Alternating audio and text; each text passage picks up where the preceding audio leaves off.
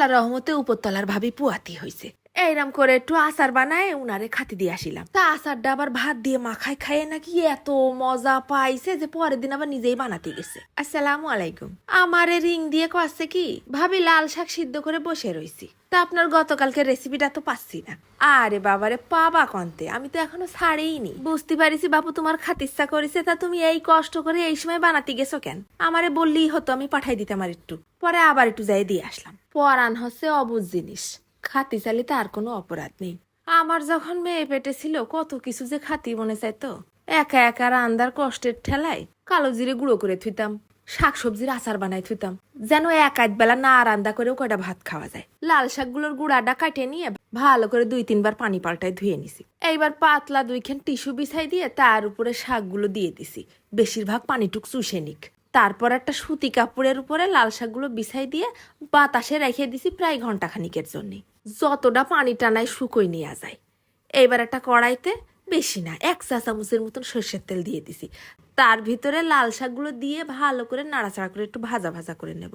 গার পানিটা যেন আরো একটু শুকোয় আসে। দেখিছো, যদি বাতাসে ঘন্টাখানিক শুকোয় না নিতাম, ভাজতে গেলে এই শাকটা একেবারে নরম ভ্যাদ ভ্যাদে হয়ে যাইতো। তারপর শিলপাটা একটু বাইটে নিছি, এটা চালি তোমরা ব্লেন্ডারেও বাইটে নিতে পারো। তারপর আবার 10 মিনিটের জন্য খাবলা খানিক তেঁতুল নিয়ে পানিতে চুবই রাখিলাম। যেই না নরম হয়ে গেছে অমনি একেবারে চটকায় চুটকয় ভিতরতে আটিগুলো সব বের করে ফেলে দিছি। আমি শুধু তেঁতুলের কাঠটা নিচ্ছি, তোমরা চাইলে কিন্তু হাউন আঙ্কেলের বিচিগুলোও নিতে পারো। এবার খালি কড়াইতে দিয়ে দিলাম 1 চা চামচ সর্ষে আর 1 চা চামচ পাঁচফোড়ন, দুটোরে খুব সুন্দর করে টাইলে নেব।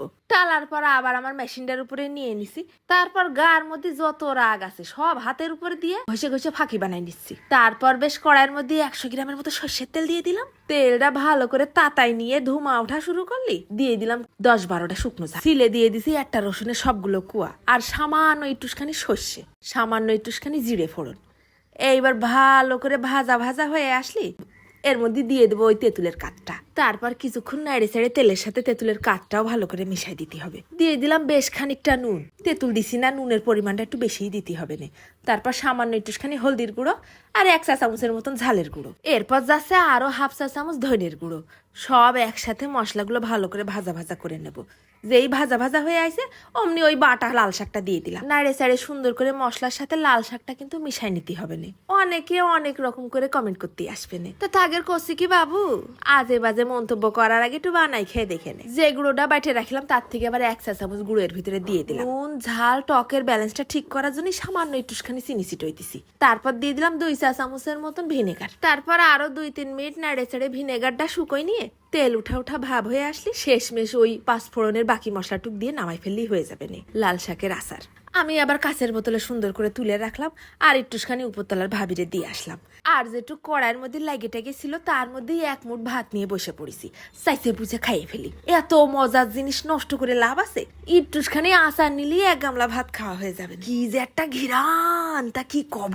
ভাত মাখায় নিলে শাকের সাথে টক টক ভাব লাগতেছে আর আচারের একটা ঘিরান আসছে। এত মজার টেস্টি এই আচারটা ফ্রিজের বাইরে রেখেও 2-3 মাস খাতে পারবানি।